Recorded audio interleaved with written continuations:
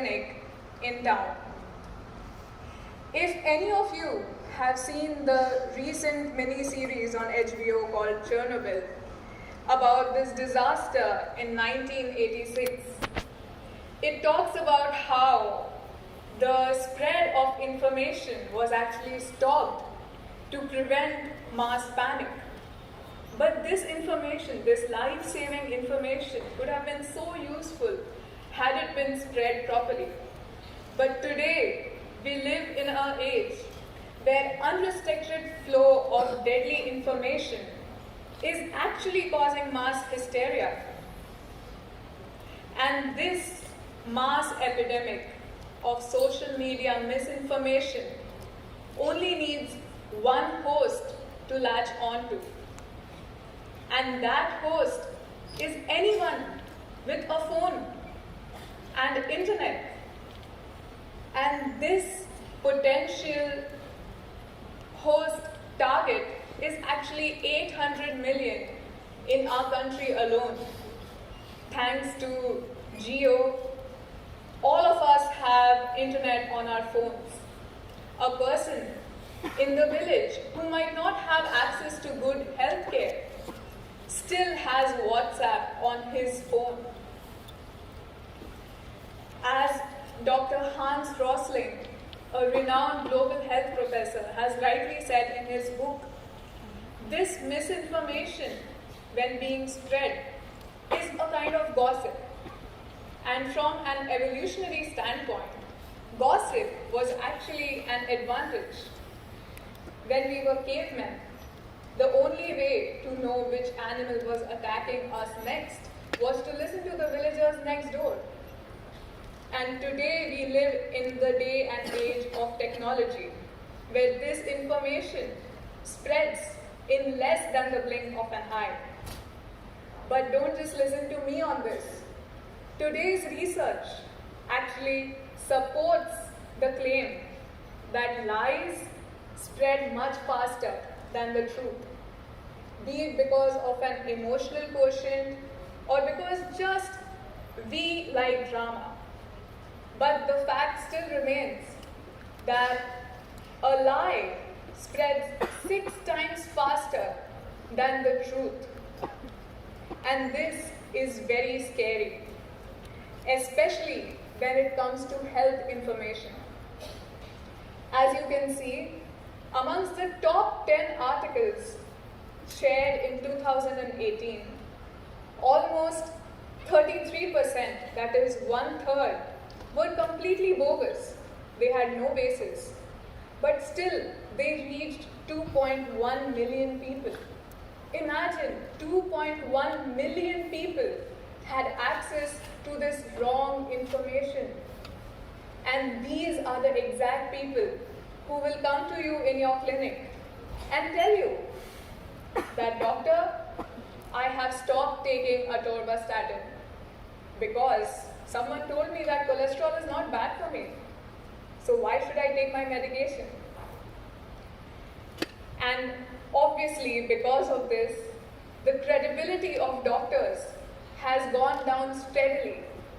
When in fact, we should be looking at the credibility of health articles. How are these health articles spreading so fast? And how are we not realizing how deadly these are? As you can see, the topmost article, shared almost 1 million times, has the lowest credibility. And amongst the lower few articles which were spread around to 100,000 people, most of them are actually fine. So what we understand is that wrong information has the inbuilt characteristic of spreading faster than true information. And sadly, this often targets things as sensitive as mental health.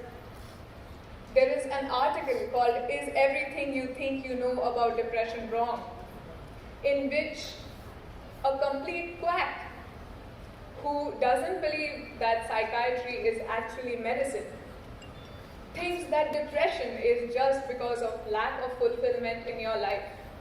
and the only thing you should do about it is try to be happy. Not take medications, not go to a doctor, not refer to any mental health professional, but be happy. And sadly, they focus on the things that people are most vulnerable about. So much so that it has contributed to one of the top 10 public health concerns in 2019. Can anybody guess what one of the top 10 health concerns in 2019 could be, which could be contributed to by something as simple as social media? Isn't Ebola and HIV and antimicrobial resistance much more important? But something is up there. It's called vaccine hesitancy. Vaccine hesitancy, as defined by the WHO, is the reluctance to vaccinate despite the availability of vaccines. Isn't that completely bizarre? I mean, we have come so far with science. We have dedicated years. People dedicate their whole lives to find vaccines, to prevent these infections. And yet, something as simple and preventable as measles has actually increased by 30% in the past decade alone. How is that possible? It is because of herd immunity. When enough people are vaccinated, even the people who are not vaccinated, be it because of lack of healthcare, be it because of lack of education, be it because of their socioeconomic status, which they can do nothing about. These people are protected from these infections because enough people are vaccinated. It's a simple concept that we all learned in our second years in microbiology. And it is simple enough. But this has translated into a global health epidemic. And the United States has actually declared a state of emergency on the infection of measles. Why? Because a few people, through posts on Facebook and WhatsApp, suddenly decided that their doctor was not to be heartless enough. And they decided that it was their decision to vaccinate or not vaccinate their child. And because of that, the infection has spread far away from where it began, just because it couldn't be controlled by herd immunity. You can actually think of this infection as the current social media fake information epidemic that has been going on. And the only vaccine against it is current medical knowledge. The medical knowledge that only we have.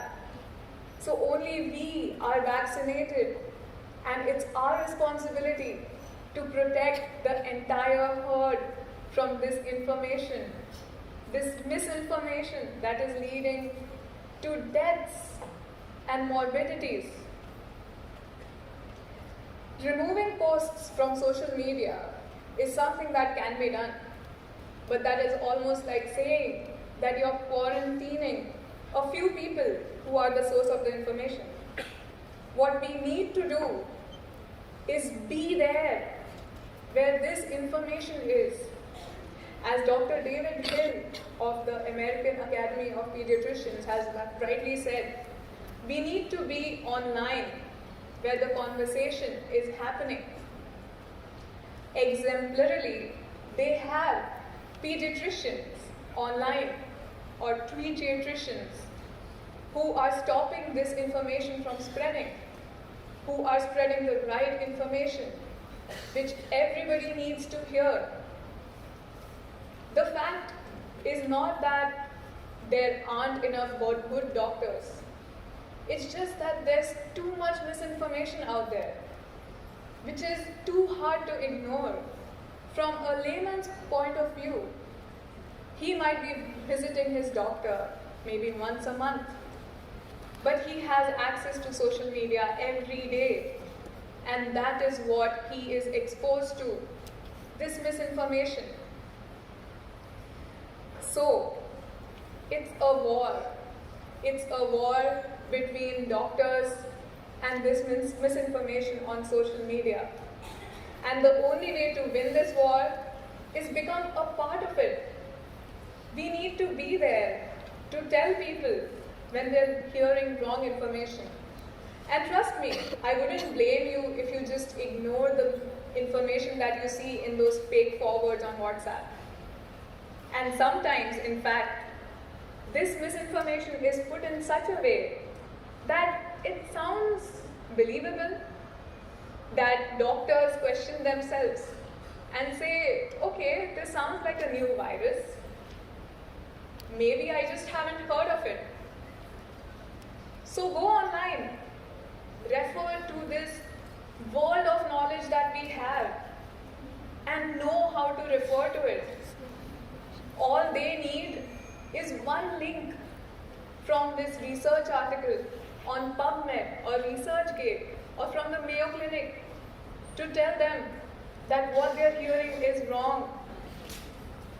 Save your fellow doctors from being harassed by patients for hours on end going on about this information that they have gotten from sources that are not medically credible.